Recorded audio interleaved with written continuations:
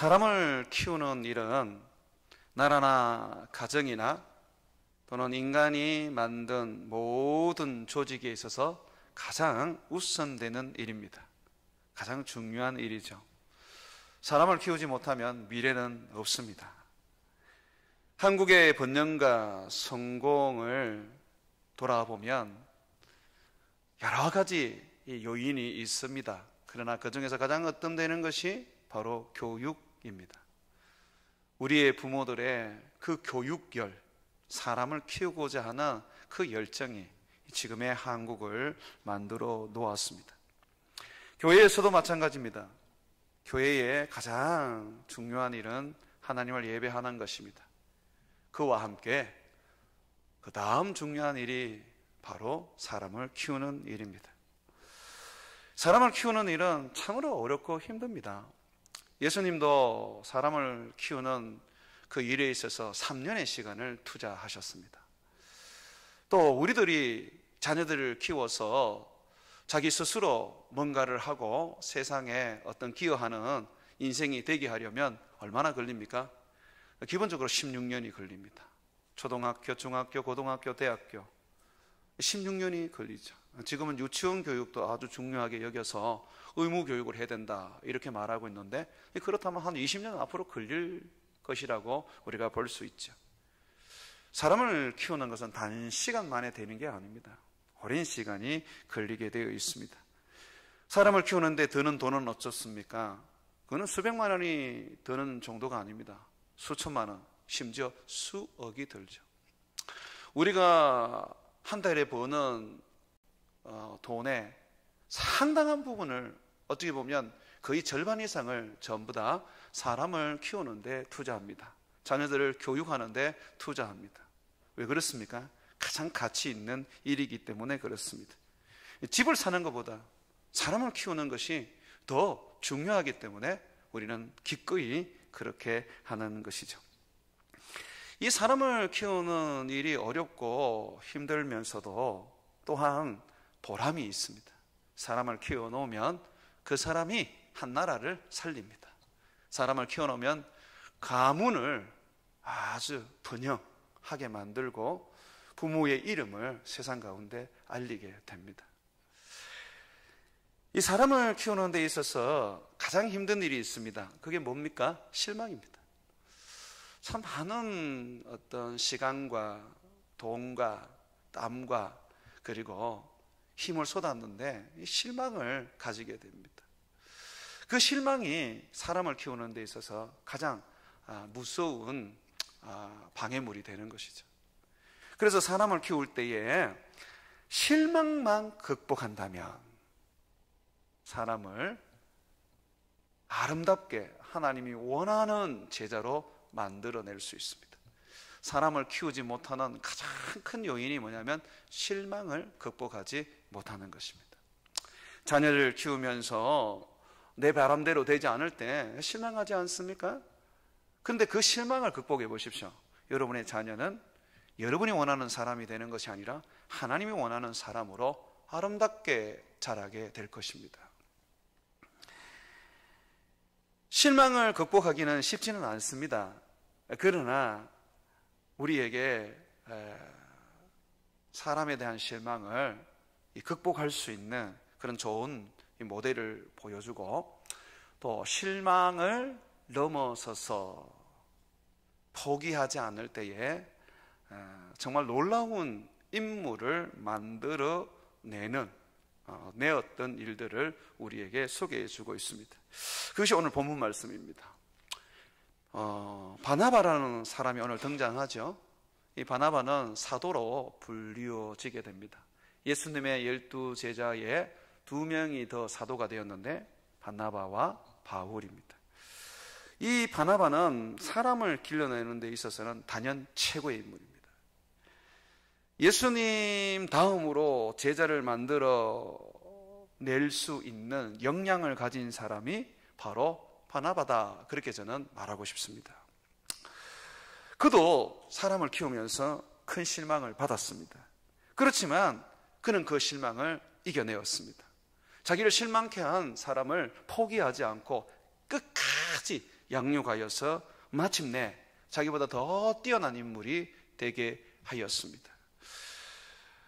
많은 사람들이 포기하라고 실망시키는 제자에 대하여 당신도 그냥 내려놓으라고 그렇게 말했지만 결코 이 바나바는 사람을 포기하지 않았습니다. 실망은 있었지만 포기하지 않았던 것이죠.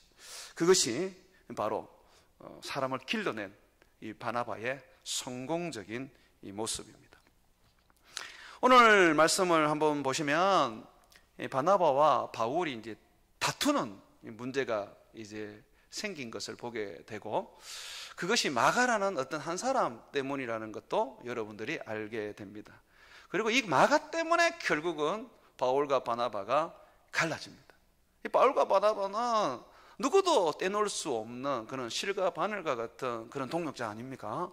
이 두 사람이 만들어 놓고 세워 놓은 것은 최초라는 수식어가 붙을 정도로 아주 훌륭한 일들이었습니다. 최초의 이방인 교회를 세웠고, 최초의 그리스도인이라는 그런 이름을 성도들이 듣게 했고, 최초의 선교를 하게 했던 그런 분이시죠. 그런데 이 두 사람이 갈라졌습니다. 이 마가 때문에 그렇습니다. 한번 말씀을 보시죠. 말씀 36절 보십시오. 며칠 후에 바울이 바나바더러 말하되 우리가 주의 말씀을 전한 각 성으로 다시 갔어. 바울과 바나바가 안디옥 교회의 파송을 받고 선교를 했습니다. 1차 선교 여행이라고 우리가 그렇게 말하는데 최초의 세계 선교를 했었습니다. 그때에 많은 사람이 예수님을 믿고 교회를 세우게 되었지요. 이제 바울이 바나바에게 말하는 것입니다.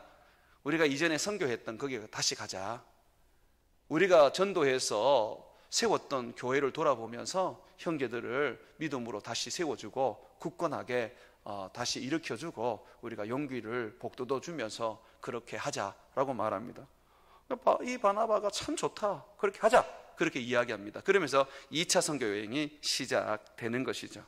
자, 그때에 이 바나바가 이렇게 말합니다. 37절. 바나바는 마가라 하는 요한도 데리고 가고자 하나. 마가를 데리고 가자 그럽니다. 선교라는 것은 뭐 사람이 많으면 더 좋잖아요. 전도자들이 많으면 더 좋잖아요. 그런데 이 바울이 어떻게 반응하느냐면 38절에 바울은 밤빌리아에서 자기들을 떠나 함께 일하러 가지 아니한 자를 데리고 가는 것이 옳지 않다 하여. 이 마가는 이미 첫 선교를 할 때에 함께 했던 사람이었습니다. 안디옥 교회에서 바나바와 바울을 선교사로 파송할 때 이 마가가 바울과 바나바의 수행원으로 따라갔습니다. 제자로 따라갔단 말이죠. 그런데 밤빌리아라는 지역에 이르렀을 때 갑자기 마가는 선교를 중단하고 자기의 집 예루살렘으로 돌아가 버렸습니다. 아마 선교가 굉장히 힘이 들었고 많은 고난이 있었기 때문에 이 마가가 감당할 수가 없었던 것 같아요. 그래서 도망을 가버렸습니다. 선교의 실패자가 되어 버렸지요. 군대로 말하면 행군을 하다가 낙오를 해버렸습니다. 그래서 바울은 안 된다. 함께 선교를 우리가 했지 않느냐. 그때 이 마가가 우리를 떠나서 도망갔지 않느냐. 실패자 아니냐. 안 된다. 이 사람을 다시 데려가는 것은 굉장히 어려운 일이고 위험한 일이다. 이미 실패한 사람, 이미 도망간 사람, 또다시 어려움이 생기면 똑같이 행동할 것이다. 안 된다. 그렇게 이야기를 했습니다. 그러나 바나바의 생각은 틀렸습니다. 다시 기회를 주고 다시 이 마가가 하나님의 사람으로 잘할 수 있는 그런 양육을 해야 된다고 생각을 했습니다. 결국 이 서로의 생각이 다툼이 되었고 갈라서게 되었습니다. 39절 한번 보십시오. 서로 심히 다투어 피차 갈랐으니 바나바는 마가를 데리고 배 타고 구브로로 가고 바울은 실라를 택한 후에 형제들에게 주의 은혜의 부탁함을 받고 떠나 수리아와 킬리기아로 다니며 교회들을 굳게 하게 하니라. 결국 갈라졌습니다. 바울은 당대의 예루살렘 교회의 선지자라고 불리우는 실라를 데리고 갔습니다. 아주 성경에 능한 사람이었고 권위 있는 사람이었고 실력 있는 사람이었습니다. 그러나 바나바는 실패자, 도망자 마가를 데리고 선교 여행을 떠났습니다. 이 두 사람이 마가 때문에 결국은 갈라지는 그런 안타까운 오늘 현장을 우리가 성경에서 보게 되었는데, 누가 잘못한 것일까요? 바울의 말도 일리가 있는 것 같아요. 왜냐하면 예수님도 그런 얘기를 했지 않습니까? 누가복음 9장 62절에 보게 되면 예수께서 이르시되 손에 쟁기를 잡고 뒤를 돌아보는 자는 하나님 나라에 합당하지 아니하니라. 뒤로 물러서고 도망가고 그렇게 숨어버리고 하는 사람은 하나님 나라에 합당치 않다고 예수님이 말씀하셨습니다. 바울도 동일한 이야기를 하고 있지 않습니까? 바울이 그러잖아요. 자기를 떠나 함께 일하러 가지 아니한 이 마가를 데리고 가는 것은 옳지 않다, 합당치 않다. 동일한 어떤 이야기 같아요. 그런데 예수님이 정말 말은 그렇게 하셨지만 예수님이 정말 행동도 그렇게 하셨습니까? 아닙니다. 베드로는 예수님을 3번이나 떠났습니다. 그러나 예수님은 계속 가서 그를 다시 부르시고 마침내 그를 교회의 큰 일꾼으로 세우셔서 자기를 위하여 순교까지 하게 했죠. 원칙은 쟁기를 잡고 뒤를 돌아보는 자를 돌아보는 자가 하나님 나라에 합당하지 않지만, 그러나 실질적으로 예수님의 삶을 보면 끊임없이 기회를 주고 다시 가르치고 새롭게 세워서 인물을 만들어서 마침내 주님께서 쓰시더라는 것이죠. 지금 제가 바울이 잘못됐다라고 얘기하는 것이 아닙니다. 바울이 2차 선교, 3차 선교를 이제 2차 선교는 이제 신라와 함께 했지요.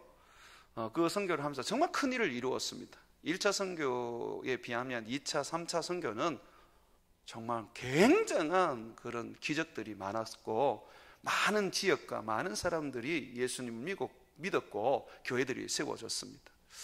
신라가 아주 큰 역할을 했겠죠. 그럼에도 불구하고 성경은 이 바나바에 대하여 우리가 기억하기를 원합니다.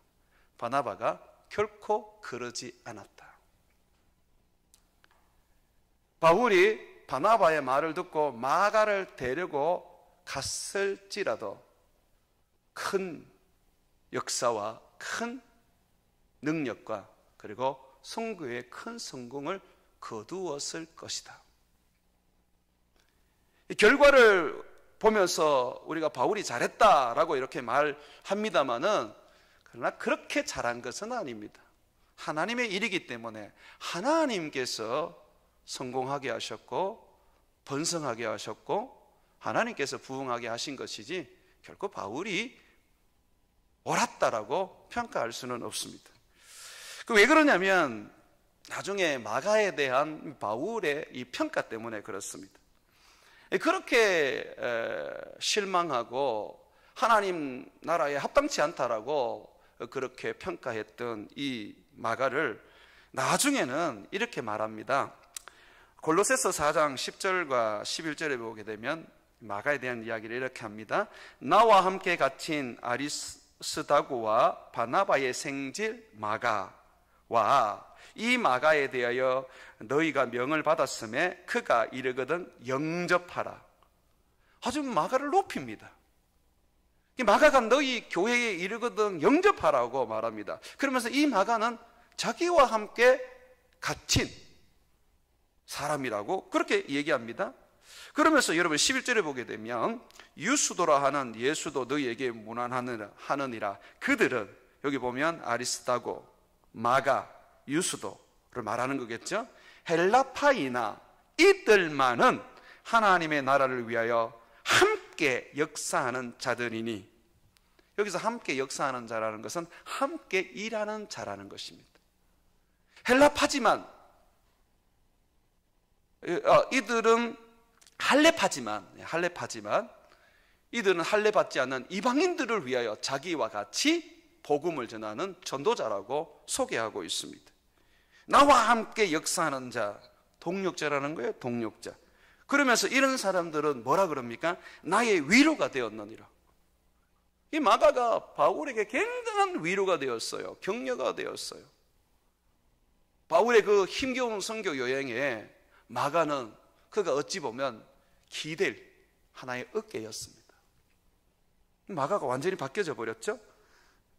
빌레몬서 1장 24절에 보게 되면 마가를 나의 동역자라고 분명히 소개하고 있습니다. 또한 나의 동역자 마가, 아리스다고, 데마, 누가가 문안하느니라. 그리고 디모데후서 4장 11절에 보게 되면 디모데에게 이 마가를 소개할 때 이렇게 말합니다. 누가만 나와 함께 있느니라. 네가 올 때는 마가를 데리고 오라. 그가 나의 일에 유익하니라. 그의 일이 무엇입니까? 바울의 일이 뭐예요? 복음 전하는 거죠. 이 복음 전하는 일에 아주 유익하다고 말합니다. 유익하다는 게 뭡니까? 나를 돕는 자, 나를 빛내주는 자, 내 일에 아주 유용한 자라는 의미를 가지고 있는 것이죠. 2차 선교 여행을 떠날 때에 바나바가 마가를 데리고 가자고 했을 때에 안 된다. 그 사람은 도망자다. 그 사람은 하나님 나라에 합당한 일꾼이 아니다. 그 사람하고 같이 가는 것은 절대 안 된다. 그렇게 말했던 이 바울이 바나바가 마가를 데리고 가서 이 마가를 아주 훌륭한 인물로 길러 놓으니까 나중에 나의 동력자요, 나의 위로요, 나와 함께 갇히고 나의 일에 아주 유익한 사람이라고 극찬을 하지 않습니까?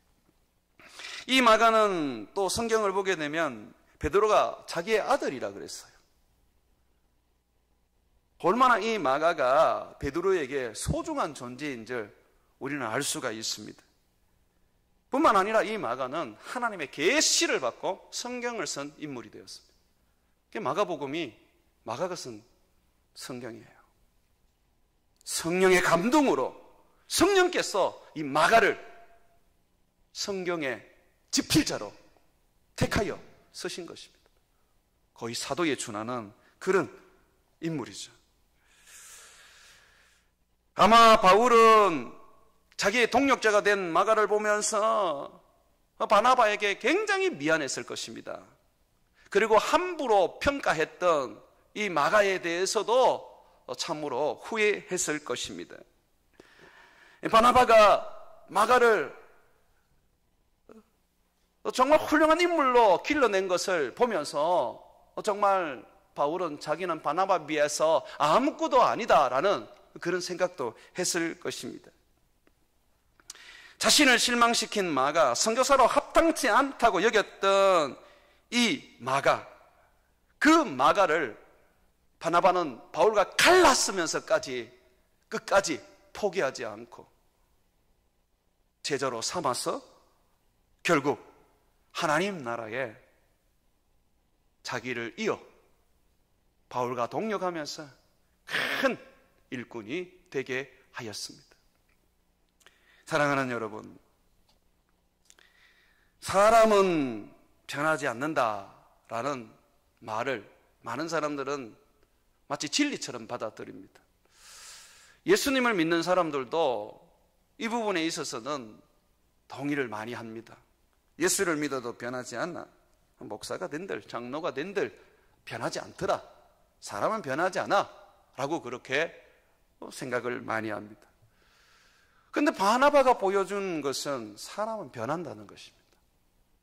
실패자였고 도망자였던 마가, 바나바는 실망은 했지만 그 실망을 극복하고 포기하지 않고 끝까지 그를 양육하고 훈련시켰을 때 마침내 그는 세계 선교 역사에 큰 인물이 되었습니다.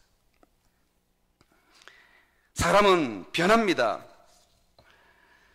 이 사람이 변한다는 부분에 있어서 절대적으로 확신을 가지고 주장하는 한 목사님이 계시는데 그분이 바로 유기성 목사님입니다.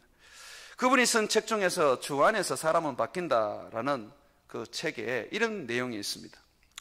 많은 그리스도인들이 자신이 변화될 것을 믿지 못합니다.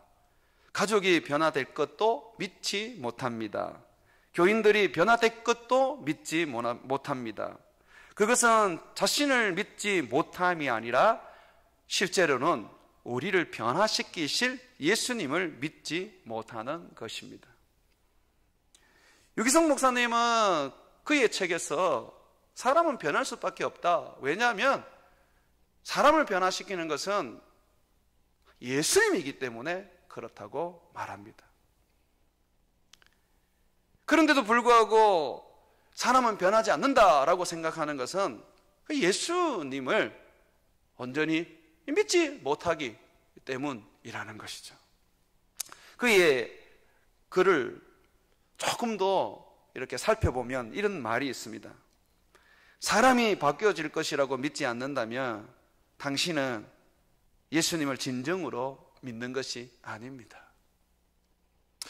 선지 창조는 믿으면서 십자가에 죽으시고 부활한 것은 믿으면서 다시 이 세상에 재림하실 것과 우리를 부활하여 새하늘과 새 땅에 옮겨주실 것은 믿으면서 사람을 변화시킬 것에 대해서는 믿지 않는 것, 이것은 온전히 예수님을 믿는 것이 아니라는 것이죠. 우리 주님은 전능하신 분이십니다. 그는 사람을 바꾸십니다. 그는 사람을 변화시키십니다. 바나바는 이 믿음에 있어서 흔들리지 않았습니다. 그래서 이 바나바는 마가를 포기하지 않았습니다.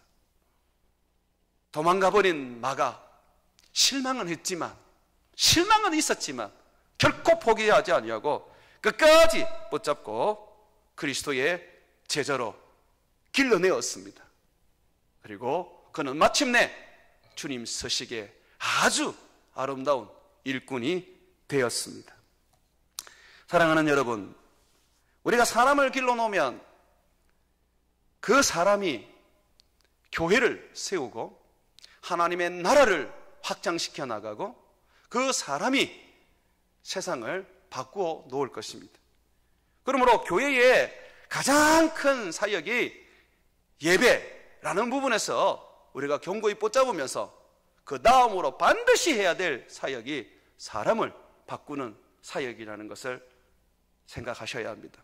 그것은 선교보다 앞서야 되고 전도보다 앞서야 되고 예배를 제외한 어떤 사역보다 앞서야 하는 것입니다. 자, 그렇다면 어떻게 우리는 이 사람을 제자로 만들 수 있을까요? 어떻게 사람을 변화시킬 수 있을까요? 제가 다시 한번 말씀드리지만 사람을 변화시키는 것은 예수님이 아십니다. 다만 우리는 사람을 변화시킬 때에 주님이 우리를 도구로 쓰시기 때문에 내가 도구가 되어주면 됩니다. 내가 도구가 되면 됩니다. 내가 어떻게 도구로서 만들어지면 사람을 바꾸는 데에 그게 합당한 이 그릇이 되면 이 사람을 키울 수 있을까요? 저는 이 바나바의 생애 속에서 바나바의 삶을 한번 살펴보았습니다. 바나바는 정말 그 삶 자체가 사람을 키우는 삶이었습니다. 그냥 막 바늘로 몸에 찌르면 그냥 사람을 키우는 그 어떤 요소와 에너지가 그냥 마구 쏟아졌던 그런 사람이었습니다. 그래서 제가 한 6가지 정도 사람을 키우는 이 바나바가 가졌던 그 모습을 여러분들에게 소개하려고 합니다. 여러분들이 이런 모습을 갖추고 계시면 하나님이 여러분들을 사람을 키우는 도구로 쓰실 것입니다. 사람은 하나님이 키우십니다. 그런데 여러분들이 그 도구가 되실 것입니다. 어떤 사람이 사람을 키우는 도구가 되느냐면 첫 번째는 격려하는 사람입니다. 사도행전 4장 36절에 보게 되면 구브로에서 난 레위족 사람이 있으니 이름은 요셉이라. 자, 요셉이라는 사람이 한 사람 있었습니다. 자, 사도들이 일컬어 바나바라 하니, 이 바나바의 원래 이름은 요셉이었습니다. 그런데 이 사람이 바나바라는 이름을 얻게 되었습니다. 누구로부터 이 이름을 얻었냐면 예루살렘 교회의 사도들이 그 이름을 주었습니다. 이 바나바의 뜻을 번역해 보니까 성경은 이렇게 말합니다. 번역하면 위로의 아들이라. 이 위로의 아들이라는 것은 격려의 아들이라는 거예요. encouragement. 이 격려의 아들입니다. 그러니까 이 바나바는요, 교회에서 너무너무 사람들을 잘 격려했어요. 하는 일마다, 하는 행동마다 사람들을 격려하고 사람들을 위로하고 사람들을 일으키는 사람이었어요. 그래서 성경은 사도들을 통하여 격려의 아들, 곧 바나바라고 말해주고 있습니다. 사람을 키우는 사람은요, 격려하는 사람이 돼요. 결코 사람에 대하여 부정적으로 말하고 부정적으로 생각하고 비난하고 판단하는 사람은 사람을 못 키웁니다. 자녀들을 키울 때에 늘 꾸중하고 늘 야단치고 늘 하지 말라고 그렇게 억압을 하면요, 결국은 그 자녀는 인물이 못 됩니다. 내 자녀가 훌륭한 인물이 못 된 것은 부모의 탓이 큽니다. 어찌 보면 내 자녀의 어떤 신앙과 그리고 그들의 이 세상 가운데서 인물로서 어떤 그런 제대로 갖춰지지 못한 거, 부모가 회개해야 될 문제입니다. 격려는 사람을 살립니다. 격려는 사람에게 용기를 부어줍니다. 격려는 도전할 수 있는 그런 삶을 살게 해주는 것이죠. 저도 얼마 전에 격려를 받은 적이 있습니다. 4살 아이에게 격려를 받은 적이 있습니다. 이게 참 제게 큰 격려가 되었습니다. 주일날 설교를 마치고 예배를 다 마치고 이제 저 뒤에 가서 이제 성도들하고 인사를 하는데, 이 4살 된 아이가 막 쫓아오더니 스티커 하나를 주더라고요. 별 모양의 스티커를 하나 주는 거예요. 그래서 저는 그 스티커가 뭔지 잘 몰랐습니다. 그냥 사람들이 오고 가고 하니까 그냥 받았습니다. 나중에 그 엄마가 와서 하는 말이, 목사님, 우리 아이가 목사님이 설교를 잘하고 내려오면 스티커를 주라고 그렇게 자기한테 말했다는 거예요. 그러니까 이 4살 먹은 아이는 유치원에서 배운 대로 잘하면 스티커를 주는 거예요. 그래서 제가 설교를 잘했다고 생각했는지 스티커를 주더라고요. 그 4살짜리가 제 설교를 알아먹었겠어요? 그냥 처음부터 주려고 마음먹었던 것 같아요. 예배가 끝나자마자 와서 그 스티커를 주는 거예요. 설교를 잘하면 엄마에게 이 스티커를 주라고 말했던 그 아이를 생각하니까 너무 힘이 되는 거예요. 우리 교인들은 별로 제 설교를 잘한다고 생각 안 하지만 그래도 4살 먹은 한 아이가 좋아하니까 스티커를 주니까 마음이 행복해지고 어깨가 올라가더라고요. 그래서 한참 동안은 이 스티커 붙이고 다녔습니다. 그래서 제가 스티커 붙여놓고 여러분들 보라고 이렇게 다녔는데 못 보셨습니까? 저 이런 사람입니다. 스티커 받은 사람입니다. 이렇게 격려는 사람을 행복하게 하고 살립니다. 용기를 줍니다. 아무리 잘못하고 아무리 못해도 격려해주면 다시 일어날 힘이 되고 다시 도전할 수 있는 그런 어떤 모습이 되는 것이죠. 두 번째로 이 바나바는 사람을 대할 때 그 사람의 과거를 잊고 현재의 모습을 보는 사람이었습니다. 사도행전 9장 26절과 27절에 보게 되면 이 바울이 회심하고 이제 주님을 섬기는 제자가 되어서 열심히 전도하고 그랬습니다. 그래서 이제 바울이 예루살렘 교회 가서 이제 교회의 사도들과 또 성도들과 이제 교제하려고 하는데 이 회심된 바울을 사도들도 그렇고 성도들도 안 믿는 거예요. 바울은 변화되었는데 다메섹에서 예수님을 만나서 이제 목숨 걸고 전도하는 사람이 되었는데 인정을 안 해주는 거예요.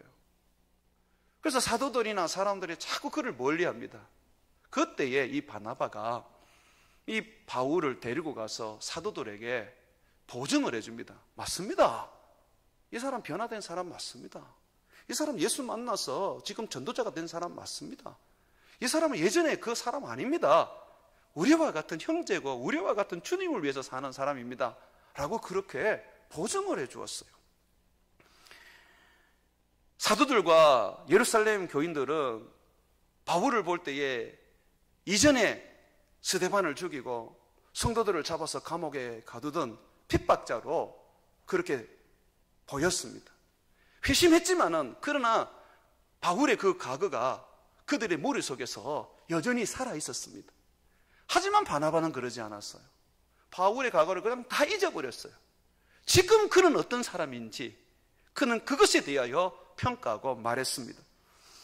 사도행전 9장 26절과 27절에 보게 되면 이렇게 말씀하고 있습니다. 사울이, 바울입니다, 예루살렘에 가서 제자들과 사귀고자 하나 다 두려워하여 그가 사도됨을 믿지 아니하니 바나바가 데리고 사도들에게 가서 그가 길에서 어떻게 주를 보았는지와 주께서 그에게 말씀하신 일과 다메섹에서 그가 어떻게 예수의 이름으로 담대히 말하였는지를 전하니라. 이 바나바 때문에 이제 마침내 사도들과 예루살렘 교인들이 이 바울을 받아들이게 되었습니다. 사람의 과거를 우리 머릿속에 계속해서 저장해 둔다면 그것은 사람을 키우는 일에 큰 발목을 잡히는 일입니다. 사람을 키우는 일에 아주 무서운 장애물입니다. 어떤 실수만 하게 되면 똑같은 실수를 하잖아. 옛날에 그 사람이 뭐 달라진 게 뭐가 달라졌어? 옛날에 그 사람이 그 사람이지 라고 비난을 하게 됩니다. 사람을 키우는 사람은 과거를 잊어야 됩니다. 자식을 키울 때도 그렇습니다. 좋은 기억만 가지고 나쁜 기억은 다 잊어야 됩니다. 아이들이 나를 실망시킨 일, 아이들이 잘못했던 일, 이 모든 걸 잊어야 되는 것입니다. 그럴 때에 인물이 되는 것입니다. 과거를 붙잡고 있으면 자꾸 비난하게 되고 자꾸 책망하게 되고 그리고 자꾸 너는 안 돼 라고 그렇게 말할 수밖에 없는 것이죠. 주님이 우리를 볼 때는 어떻습니까? 주님은 우리를 볼 때 현재의 모습을 보기보다는 미래의 모습을 보십니다. 우리 주님은 항상 우리보다 앞서 있죠? 안드레가 자기의 형제 베드로, 원래 이름은 시몬이었습니다.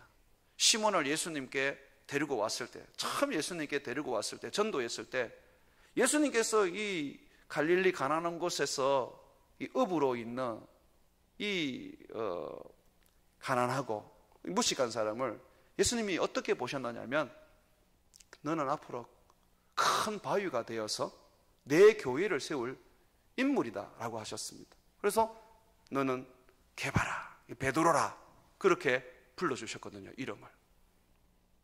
그래서 우리는 자꾸 과거를 보면서 좀 나은 사람은 현재를 보면서 그 사람을 평가합니다.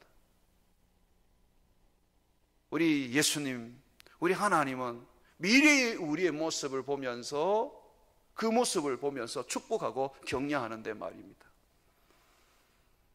예수 믿는 사람은 과거를 잊어야 돼요. 두 번 다시 과거에 대한 생각을 안 하셔야 돼요. 현재를 넘어서 미래까지 볼 수 있는 그런 마인드를 가지셔야 하는 것입니다. 고린도후서 5장 17절을 보게 되면 그런즉 누구든지 그리스도 안에 있으면 새로운 피조물이라. 이전 것은 지나갔으니 보나 새 것이 되었도다 라고 말씀하고 있습니다. 새 것이 되었습니다. 좀 그만 옛날의 걸 가지고 울고 먹지 마십시오. 잘 그만하십시오. 특별히 우리 아내들, 당신 옛날에 이랬잖아. 그 얘기 그만하십시오. 자꾸 그러시면 하늘에 가면 상급 하나도 없습니다. 하나님 말씀하실 겁니다. 네가 이 땅에 있을 때 네 남편 괴롭혀서 네 상급 다 먹었잖아. 그렇게 얘기하실 거예요. 참고 견디고 기억을 잊어버리십시오. 하늘에 가시면 하나님이 보상 다 해주실 것입니다. 핍박받는 분이 있는 것 같아요. 야곱이 하나님을 모를 때는 형이 이 경쟁자였습니다. 그렇지 않습니까? 형이 경쟁자였습니다. 그런데 하나님을 알고 난 다음에는 야곱은 형의 얼굴에서 하나님을 보았습니다. 우리 인식이 그렇게 바뀌어져야 하는 것입니다. 믿음의 눈으로 세상을 보고 믿음의 눈으로 우리는 형제자매를 봐야 합니다. 그럴 때에 연약하고 실패하고 그리고 지금으로는 볼품없어 보이지만 인물로 길러낼 수가 있는 것이죠. 이 바나바는요, 사람에게서 하나님을 보는 사람이었습니다. 그러다 보니까 인물을 길러내요. 사람에게서 하나님을 보는 사람은 사람을 섬길 때 하나님을 섬기듯이 섬깁니다. 그러니까 그 사람을 인물로 만들어낼 수 있는 거예요. 바나바가 안디옥 교회의 이제 목사로 세워지고 예루살렘 교회에서 이제 안디옥에 파송했을 때 이 안디옥 교회 사람들은 처음으로 예수 믿은 이방인들이었습니다. 그 유대인들처럼 어떤 경건한 모습이 없었을 거예요. 예수님의 복음을 듣고 이제 예수님을 믿게 되었지만 할례도 안 받았지요. 율법도 모르지요. 그리고 여전히 세상 속에서의 그런 여러 가지 문화와 풍습을 가지고 있었을 것입니다.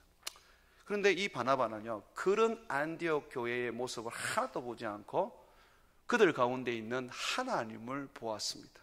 그들 가운데 임하시는 하나님의 은혜를 보았습니다.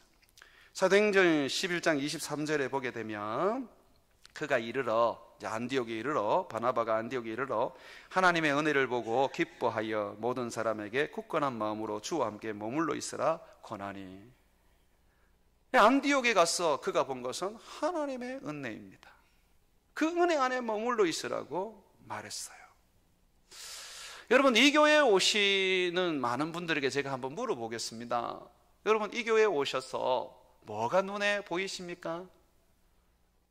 교회의 어떤 시설, 또 사람들의 모습, 사람들의 어떤 그런 행동들이 눈에 보이십니까? 여러분, 그거 보지 마십시오. 이 교회에 오셨으면 이 교회 가운데 임재하시는 하나님을 보십시오. 이곳에 부으시는 하나님의 은혜를 보십시오. 우리 교회 성도들은 만들어져 가고 있는 사람들입니다. 마가처럼 도망가고 숨어버리고 선교에 실패하는 그런 사람들이 여전히 많습니다. 그렇지만 하나님의 은혜가 머물러 있기 때문에, 하나님이 함께하기 때문에 언젠가는 바울의 버금가는 그런 인물들이 되실 것입니다. 교회는 사람을 봐서는 안 됩니다. 하나님을 보아야 하는 것이죠. 자, 네 번째로 이 바나바를 통하여 볼 수 있는 이 사람을 길러내는 모습은, 바나바는 착한 사람이요 성령과 믿음이 충만한 사람이었다는 것이죠. 사도행전 11장 24절에 보게 되면 바나바는 착한 사람이요 성령과 믿음이 충만한 사람이라고 말합니다. 이에 무리가 죽게 더하여지더라. 이 바나바는 착한 사람이라고 말하는 것은, 바나바는 사람들이 못되게 해도 그는 선을 행하고, 사람들이 못 살게 해도 그는 사람들에게 친처를 베푸는 사람이라는 것이죠. 다르게 말하면 성품이 좋은 것입니다. 착한 사람은요, 성품이 좋은 사람입니다. 예수님의 성품을 가지고 있다는 거죠. 그런데 이 성품을 어떻게 가지고 있습니까? 성경은 착한 사람과 함께 성령과 믿음이 충만한 사람이라고 말합니다. 바나바는 성령의 성품을 가지고 있었어요. 성령의 열매를 맺고 있었어요. 그러니 사람을 만들어내는 거예요. 바나바는 성령의 사람이에요.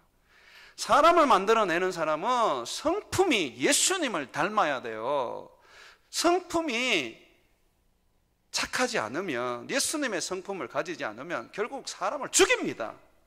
부모가 자식을 주눅들게 만들고 크지 못하도록 만드는 그 근본적인 원인을 보면 부모의 성격이 착하지 못해서 그래요. 온유하고 사랑이 많고 인내하고 자비하고 그런 어떤 게 있어야 되는데 너무 조급하고 안내만 막 성질대로 해버리고 그러니 제자들이 만들어지지 않는 거예요.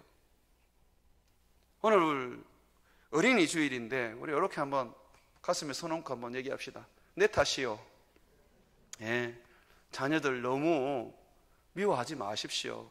너무 실망하지 마십시오. 여러분들이 잘못하셨습니다. 예수님의 성품으로 만약에 자녀를 길러냈다면 자녀들이 어떤 모습을 가질까요?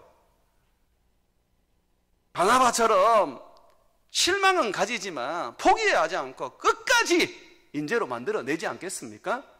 자녀를 잘 키우시려고 그러면, 제자를 교회 안에서 만들어내시려고 그러면 내 성질부터 예수님의 성품으로 고쳐 놓아야, 바꾸어 놓아야 하는 것입니다.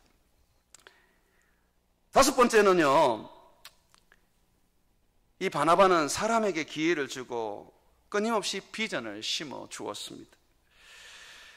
바나바는 안디옥 교회를 세우면서 바울을 찾아서 데리고 왔습니다. 바울은 열심히 주님의 복음을 전하려고 그랬지만 인정받지 못했었습니다. 그런데 이 바울을 데리고 와서 함께 안디옥 교회를 세워 나갔습니다. 함께 비전을 꿈꾸며 그리스도인으로 만들었습니다. 그리고 최초의 선교를 하는 그런 일을 같이 만들어 갔습니다. 이 바나바는 바로 기회를 주고 사람을 세우고 비전을 던져주는 것이죠. 사람을 키우려면 기회를 주셔야 돼요. 자꾸 세워주셔야 돼요. 그리고 비전을 던져주셔야 돼요. 꿈이 있어야 뭘 하죠. 꿈을 안 주고 돈만 벌어오라 그러면 어떻게 사람이 됩니까? 자식들이 무슨 돈 버는 기계입니까? 돈은 못 벌더라도 이 세상 가운데에 뭔가 귀중한 일을 하고 영향력 있는 일을 할 수 있는 그런 꿈을 심어주셔야 되는 게 아닙니까? 돈을 제일 많이 벌면 그게 성공한 것입니까? 성공이 도대체 무엇입니까? 마지막으로 바나바는 성경에 능한 사람이었습니다. 사도행전 11장 25절과 26절에 보게 되면 바나바가 사울을 찾으러 다소에 가서 만남에 안독에 데리고 와서 둘이 교회에 1년간 모여 있어 큰 무리를 가르쳤고 제자들이 안디옥에서 비로소 그리스도인이라 일컬음을 받게 되었다라고 말합니다. 하나님의 말씀으로 제자를 길러내는 것입니다. 세상의 지식과 세상의 경험과 세상의 것으로는 세상의 사람은 만들어낼 수 있어도, 세상에 유용한 사람은 만들어 있어도 하나님의 사람은 못 만듭니다. 예수님의 제자를 만들고 하나님의 사람으로 만들려면 반드시 말씀으로 가르쳐야 합니다. 말씀은 한 개도 안 가르치면서 그냥 탁달만 하면 어떻게 자녀가 클 수가 있겠습니까? 목사님, 제가 성경을 몰랐어요. 그러면 배우셔야 돼요.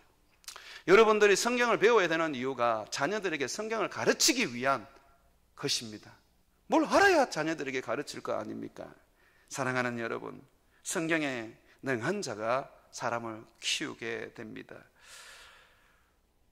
바나바의 이러한 모습이 결국은 바울도 포기한 마가를 큰 이 교회의 인물로 만들어 놓았습니다. 그렇습니다, 여러분. 실망은 있어도 포기할 수 없습니다. 내가 사람을 길러낼 수 있는 그러한 도구로서 합당한 모습만 갖추고 있다면, 포기하지 않고만 있다면 반드시 여러분은 여러분의 자녀들과 여러분들 교우들과 여러분들이 가르치고 여러분들이 양육하는 모든 사람들을 인물로 만들어 놓을 것입니다. 우리 베들로 교회는 대형 교회가 아니라 사람을 길러내어 한국과 세계 교회의 인물이 될 수 있도록 그렇게 달려가는 교회 되기를 원합니다. 여러분들이요, 사람을 키우십시오. 실망은 있어도 포기하지 말고 끝까지 바나바와 같이 사람을 키우는 저와 여러분이 되시기를 주의 이름으로 축원을 드립니다. 우리 함께 찬송하겠습니다.